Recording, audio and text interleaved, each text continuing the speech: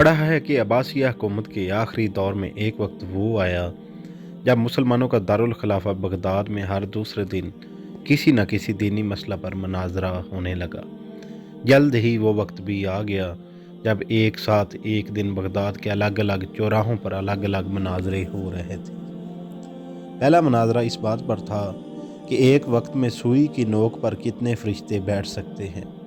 दूसरा मुनाजरा इस अहम मौजू पर था कि कौवा हलाल है या हराम। तीसरे मुनाजरे में ये तकरार चल रही थी कि मिसवाक का शरई साइज़ कितना होना चाहिए। एक ग्रोह का कहना था कि एक बालिश्त से कम नहीं होना चाहिए और दूसरे ग्रोह का ये मानना था कि एक बालिश्त से छोटी मिसवाक भी जायज़ है। अभी ये मनाजरे चल रहे थे कि हलाकू खां की क़यादत में तातारी फ़ौज बगदाद की गलियों में दाखिल हो गई और सब कुछ तहस नहस कर गई। मसवाक की हुर्मत बचाने वाले लोग खुद ही बोटी बोटी हो गए। सुई की नोक पर फरिश्ते गिनने वालों की खोपड़ियों के मीनार बन गए जिन्हें गिनना भी मुमकिन न था। कव्वे के गोश्त पर बहस करने वालों के मुर्दा जिस्म कव्वे नोच नोच कर खा रहे थे। आज हलाकू खां को बगदाद तबाह किए सैकड़ों बरस हो गए, मगर कसम ले लीजिए जो मुसलमानों ने तारीख से रत्ती बराबर भी सबक लिया हो।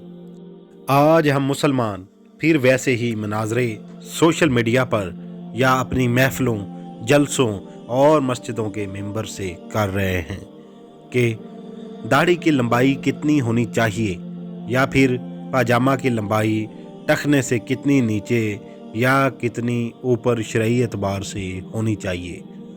मुर्दा सुन सकता है या मुर्दा नहीं सुनता। इमाम के पीछे सूरा फातिहा पढ़ना जायज़ है कि नहीं। कव्वाली और मुशायरे करना हमारे मजहबी फ़राइज़ में शामिल होने लगे। फ़िरके और मसलक के हमारे झंडा बरदार सिर्फ़ और सिर्फ़ अपने अपने फ़िरकों को जन्नत में ले जाने का दावा कर रहे हैं और दौरे हाज़र का हिलाकू खान एक एक करके मुस्लिम मुल्कों को निस्तो नाबूद करता हुआ आगे बढ़ रहा है। अफ़गानिस्तान, लिबिया, इराक़ के बाद शामी बच्चों की कटी फटी लाशों की गिनती करने वाला कोई नहीं है। बेगनाहों की खोपड़ियों के मीनार फिर बनाए जा रहे हैं। फ़लस्तीन और कश्मीर की हालत ज़ार ऐसी है कि ज़ोरों के तार रो कर भी दिल हल्का नहीं होता। आदम अलैहिस्सलाम की नस्ल के नौजवानों, बूढ़े और बुज़ुर्गों की लाशों को कव्वे नोच नोच कर खा रहे हैं और हवा की बेटियां अपनी असमत छिपाने उम्मत की चादर का कोना तलाश कर रही है।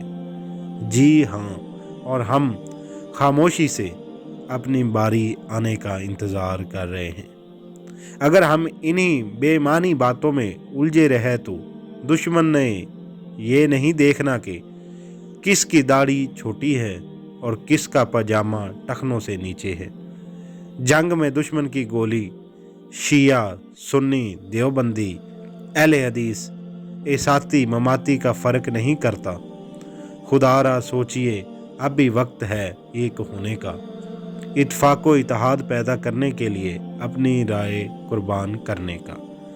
वीडियो अच्छी लगे तो इसको लाइक और शेयर करें और अपने इस चैनल को सब्सक्राइब करें। जज़ाकल्लाह।